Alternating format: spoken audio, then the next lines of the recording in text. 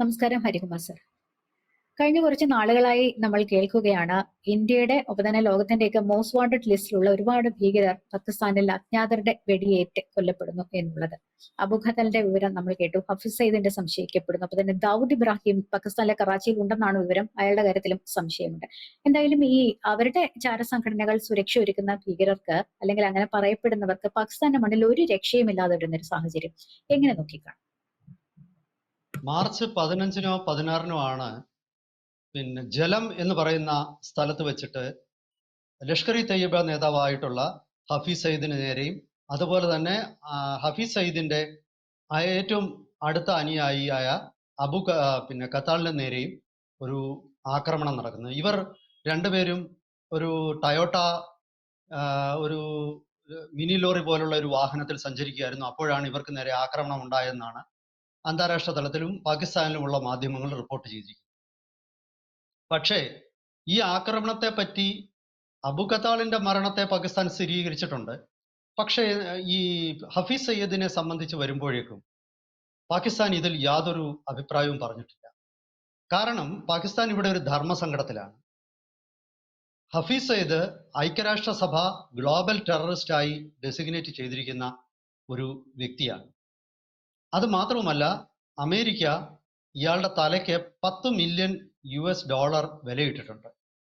10 million ചെറിയ തുകയല്ല, നമ്മൾ ഓർക്കണം. ഏതാണ്ട് $1 കോടി. $1 കോടി എന്ന് പറയുമ്പോൾ ഇന്ത്യൻ രൂപയിൽ അത് ഏതാണ്ട് 85-87 കോടി രൂപയാണ്. പാകിസ്ഥാൻ രൂപയിലേക്ക് കൺവേർട്ട് ചെയ്യുമ്പോഴത്തേക്ക് അത് ഏതാണ്ട് 250 കോടി രൂപ ആണ്. അപ്പോ സ്വാഭാവികമായിട്ടും ഹഫീസ് സയ്യിദിനെ കൊല്ലാൻ ആഗ്രഹിക്കുന്ന ഒരുപാട് വ്യക്തികൾ കാണുമല്ലോ പാകിസ്ഥാനിൽ തന്നെ.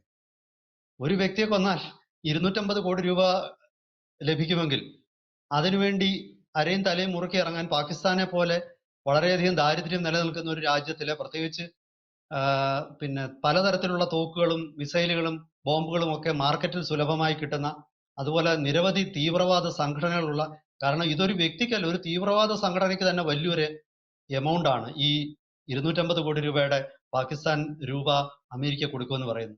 സ്വാഭാവികമായിട്ടും ഇയാൾക്ക് നേരെ ആക്രമണം ഉണ്ടാവാൻ സാധ്യതയുണ്ട്. പക്ഷേ ഇവിടെ പാകിസ്ഥാനെ സംബന്ധിച്ചിടത്തോളം ഒരു ബുദ്ധിമുട്ടെന്ന് പറയുന്നത്, ഇത്ര നാളും ഇയാൾ തടങ്കലിലായിരുന്നു എന്ന രീതിയിലാണ് പാകിസ്ഥാൻ അഭിപ്രായം പറഞ്ഞിട്ടുള്ളത്. അതായത് ടെറർ ഫണ്ടിങ്ങിന് പാകിസ്ഥാൻ മേൽപ്പടിയാനെ അറസ്റ്റ് ചെയ്ത് വീട്ടു തടങ്കലിലാക്കിയിരിക്കുകയാണ് എന്നുള്ള രീതിയിലാണ് പാകിസ്ഥാൻ ഭാഗികമായിട്ട് പറയുന്നത്. പൂർണ്ണമായിട്ട് അതും സമ്മതിച്ചിട്ടില്ല.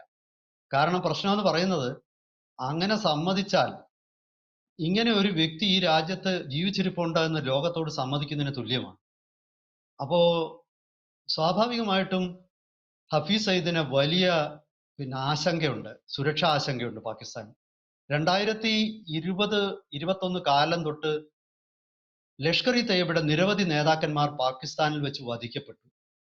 അത് ഏറ്റവും പ്രധാനിയായിരുന്നു രണ്ടാമനായിരുന്ന അബ്ദുൾ റഹ്മാൻ മക്കി ആയിരുന്നു ബോംബെ ഭീകരാക്രമണം സംഘടിപ്പിച്ച വ്യക്തി. അയാള് കൊല്ലപ്പെട്ടിരുന്നു. അത് 23-ലാണ്. അപ്പോ ഇപ്പൊ കൊല്ലപ്പെട്ടിരിക്കുന്ന ഖത്താൾ ശരിക്കും ഹഫീസ് സയ്യിദിന്റെ അനന്തരവനാണ്. അങ്ങനെ പാകിസ്ഥാനില് വലിയ ഒരു നെറ്റ്വർക്ക് ഉണ്ടായിരുന്ന ഒരു വ്യക്തിയാണ് ഈ ഹഫീസ് സയ്യിദ്. ഇയാള് ബോംബെ ഭീകരാക്രമണത്തിൽ മാത്രമല്ല, അമേരിക്കയിൽ നടന്ന ഭീകരാക്രമണത്തിലും ലഷ്കർ ഇ തയ്യബയ്ക്ക് പങ്കുണ്ട് എന്നുള്ളതാണ് അമേരിക്കയെ ഇയാളെ തീവ്രവാദിയായി ഡെസിഗ്നേറ്റ് ചെയ്യാനുള്ള കാരണം. അപ്പോ ഈ വ്യക്തി ഇന്ന് ജീവിച്ച് ഇരിപ്പില്ല എന്നാണ് മിക്കവാറും പാകിസ്ഥാനിൽ നിന്നും വരുന്ന റിപ്പോർട്ടുകൾ സൂചിപ്പിക്കുന്നത്. കാരണം ഇയാൾക്ക് നേരെ ഈ അടുത്ത കാലത്ത് പല ആക്രമണങ്ങളും നടന്നിട്ടുണ്ട്. അപ്പോഴൊക്കെ ഇയാൾ കഷ്ടിച്ച് രക്ഷപ്പെട്ടു. ഇയാൾക്ക് നേരെ മാത്രമല്ല, ജെയ്ഷെ മുഹമ്മദ് നേതാവായിട്ടുള്ള മസൂദ് അസറിന് നേരെയും പാകിസ്ഥാനിൽ വെച്ച് ഭീകരമായ ആക്രമണം നടന്നിട്ടുണ്ട്. അയാൾക്ക് വിഷം കൊടുക്കുകയാണ് ചെയ്തത്. അങ്ങനെ ഇൻഡ്യൂസ്ഡ് ഹാർട്ട് അറ്റാക്ക് ഉണ്ടാക്കി. അത് 2024 ഡിസംബറിലാണ് അത് സംഭവിച്ചത്.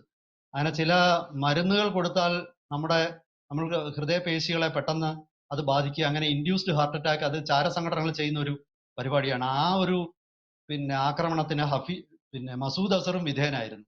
പാകിസ്ഥാനിലെ ഭീകര സംഘടനകളെല്ലാം തന്നെ വലിയ ആശങ്കയിലാണ്. ഇത് 2 കാരണങ്ങളാണ് പറയുന്നത്. ഒന്ന്, പാകിസ്ഥാൻ പലപ്പോഴും ഭീകരന്മാര് കുറെ കാലം കഴിഞ്ഞാൽ, അവർ പ്രായമായാൽ അല്ലെങ്കിൽ അവർക്ക് ആവശ്യത്തിലധികം കാര്യങ്ങൾ അവർക്ക് മനസ്സിലായി എന്ന് പാകിസ്ഥാന് തോന്നിയാൽ, അല്ലെങ്കിൽ അവരുടെ പ്രവർത്തനങ്ങളെ കുറിച്ച് എതിർ രാജ്യങ്ങൾക്ക് വേണ്ടത്ര ഇൻഫർമേഷൻ കിട്ടിക്കഴിഞ്ഞാൽ അപ്പോഴൊക്കെ സ്വാഭാവികമായിട്ടും പാകിസ്ഥാൻ അവരെ പിന്നെ വേണ്ടെന്ന് വെക്കും. പിന്നീട് പുതിയ ആൾക്കാരെ എടുക്കും.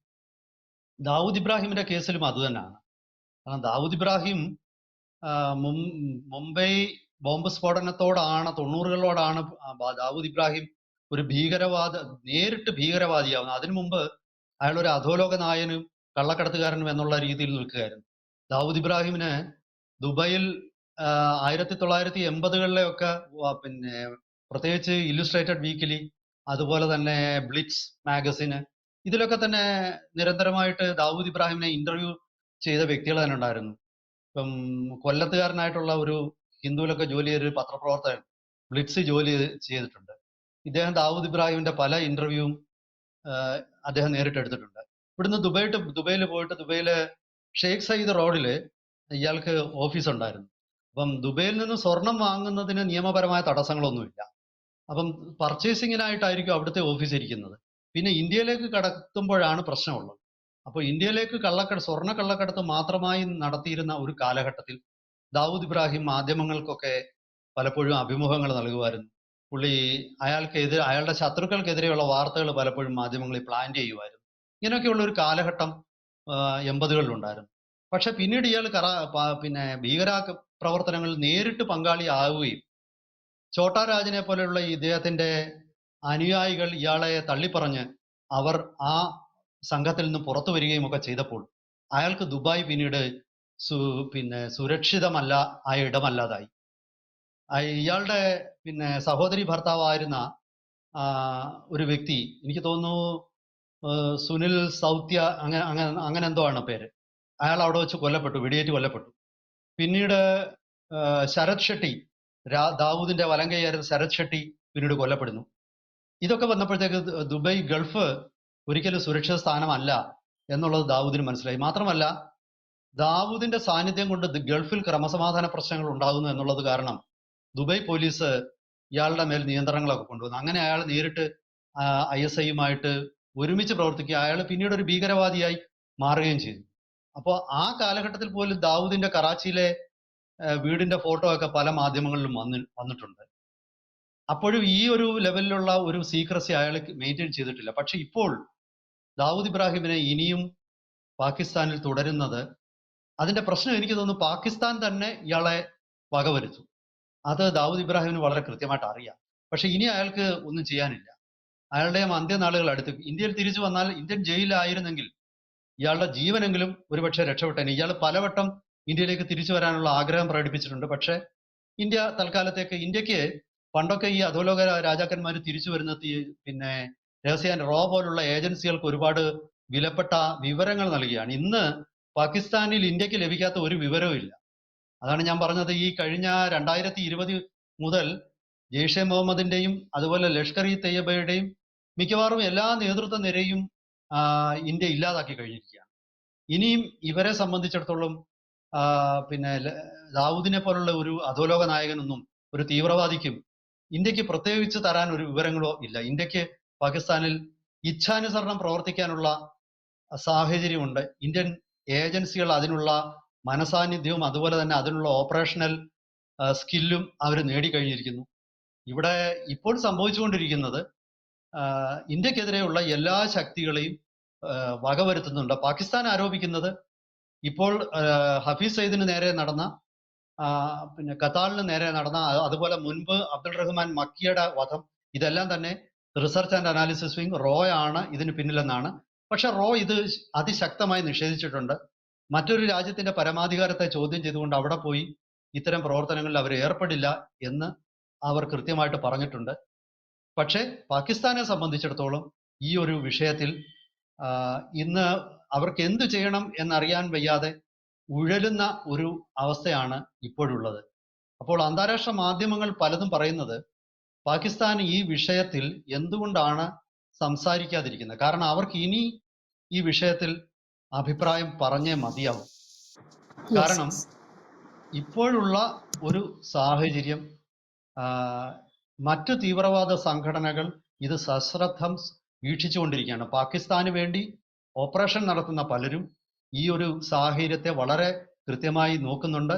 അവർക്ക് അവിടെയുള്ള തീവ്രവാദ വിഭാഗങ്ങളുടെ ഇടയിൽ തന്നെ ഒരുപാട് സംഘർഷങ്ങൾ വന്നിരിക്കുന്നു.